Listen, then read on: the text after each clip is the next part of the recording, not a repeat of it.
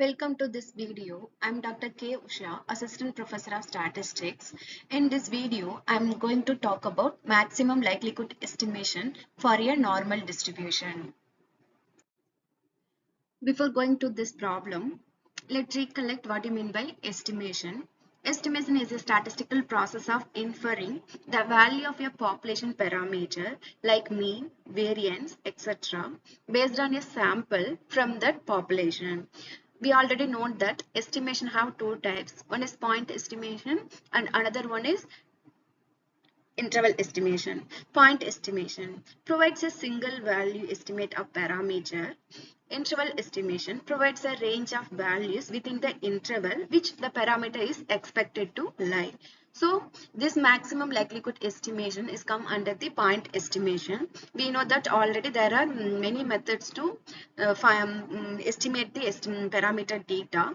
In this video we are going to see about maximum likelihood estimation. Next, move on to maximum likelihood estimation. Maximum likelihood estimation is a method of estimating the parameters of a statistical model. Here we are using the likelihood in estimation because the likelihood function plays a central role in MLE. It measures how likely the observed data is for different values of the parameter. By maximizing the likelihood, we choose the parameter value under which the observed data is most preferable. So based on this, now we will see the problem for maximum likelihood estimation. In a random sampling from normal population, normal follows mu comma sigma square. Find the maximum likelihood estimators for.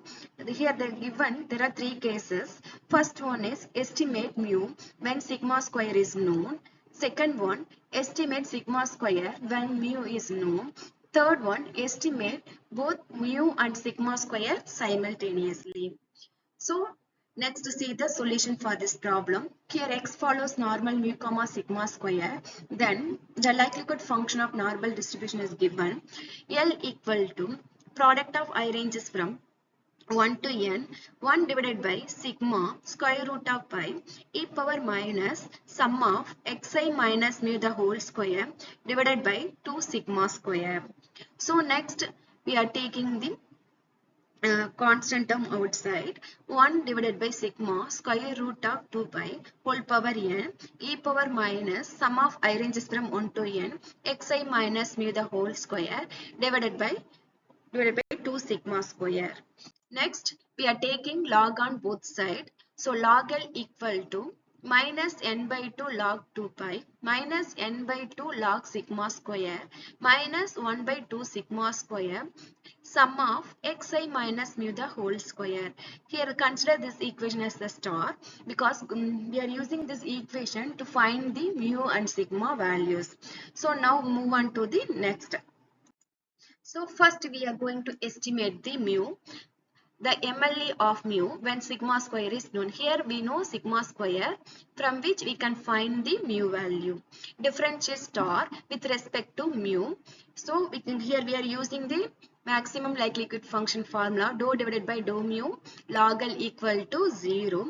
So here we are doing the first order differentiation with respect to mu and also which is equal to 0, which implies minus 1 divided by 2 sigma square sum of I ranges from 1 to n into 2 into xi minus mu into minus 1 which is equal to 0. Here we are taking only mu terms because with respect to mu, so we are considering only mu terms. So next which implies, so here what are the terms are common here?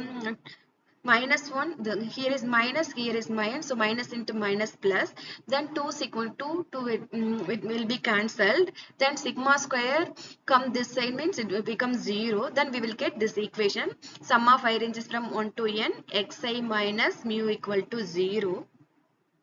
So from this we can estimate the mu cap. This estimator value, which means estimated value, can be denoted as mu cap, which is equal to 1 divided by n into sum of I ranges from 1 to m xi, which is equal to x bar. So this is the maximum likelihood estimation of mu when sigma square is known. Next, move on to the second case. Estimate sigma square when mu is known. So same above. Here also we are what we are doing. Differentiate the equation given the star with respect to sigma square and equal to 0 using maximum likelihood equation, which is equal to dou divided by dou sigma square log L equal to 0, which implies minus n divided by 2 sigma square plus 1 divided by 2 sigma power 4 into sum of I ranges from 1 to n xi minus mu the whole square, which is equal to 0. So here we can take the common term outside. Here 2 sigma square, here 2 sigma power 4. So we can take out 2 sigma power 2 outside, then equal to 0. Then remaining term will be n minus 1 divided by sigma square, sum of I ranges from 1 to n, xi minus mu, the whole square equal to 0. So from this we can obtain sigma cap square, which means estimated value is equal to 1 divided by n, sum of I ranges from 1 to n, xi minus mu the whole square. So this is the result of estimated sigma square when mu is known. So now we are estimated both the values mu and sigma square. Now we are just substituting mu and sigma square. In this case, we will get the simultaneous equation. So here third case is estimate both mu and sigma square simultaneously. So already we know the formula for dou divided by dou mu log L equal to 0. From this we get the result of mu cap.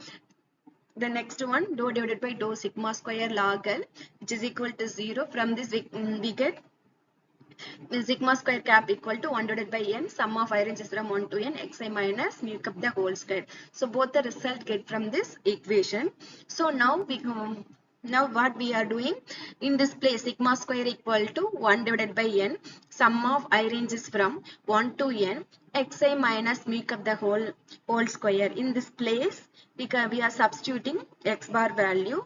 So if we substitute x bar value, we can get sigma square cap equal to 1 divided by n, sum of I ranges from 1 to n, xi minus x bar the whole square equal to s square, which is called the sample variance.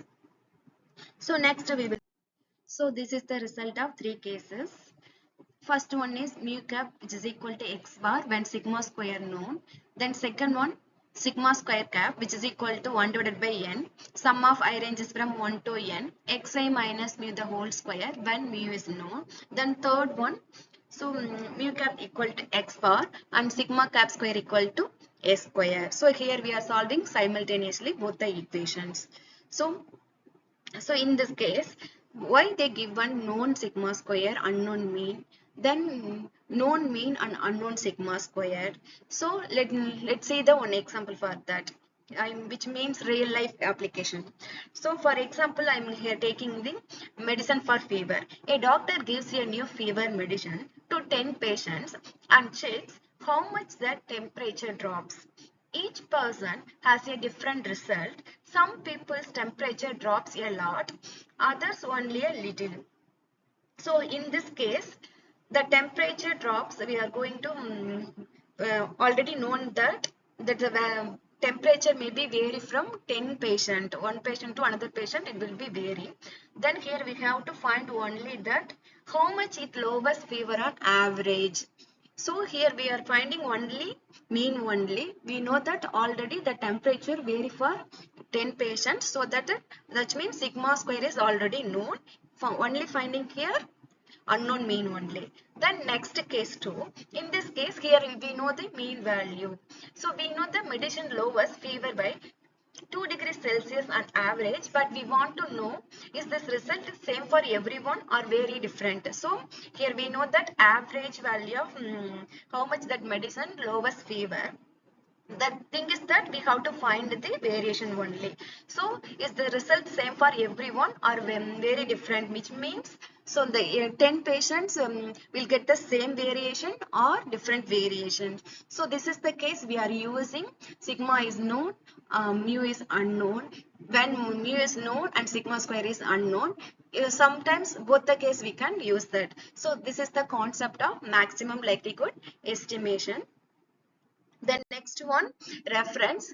For this presentation, I have referred in this book. So if you want to more details about this maximum likelihood estimation, if you want a problem, you can refer this book.